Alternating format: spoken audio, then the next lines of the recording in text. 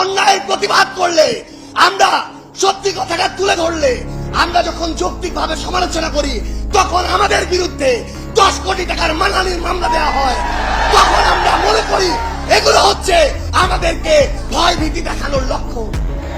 3 বার breaking breaking breaking দিয়ে ওই channel 1, এই চ্যানেল 1 থেকে প্রথম এই প্রোপাগান্ডা পুরা বাংলাদেশকে, পুরা পৃথিবীকে গেলানো হয়েছে। আমরা এখন ওই চ্যানেলের নাম দেখে শান্ত থাকবো না। আমরা দেখবো ওই চ্যানেলের মালিককে। আমরা দেখেছি ওই চ্যানেল 1 এর মালিক হচ্ছে গিয়াসউদ্দিন আল মামুন। আমরা দেখবো ওই গিয়াসউদ্দিন আল মামুনরা কার ছত্রছায়ায় এত বড় প্রোপাগান্ডা করার সাহস পায়।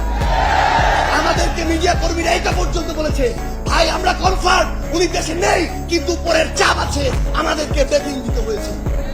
আমরা সেই সকল head of multimedia, head of news, ওই প্রডিউসার, ওই মালিকদের বলতে চাই, এই বাংলাদেশে এসব অপকর্ম করে আপনারা আর পার পাবেন না। সরকারি বেসরকারি প্রতিষ্ঠান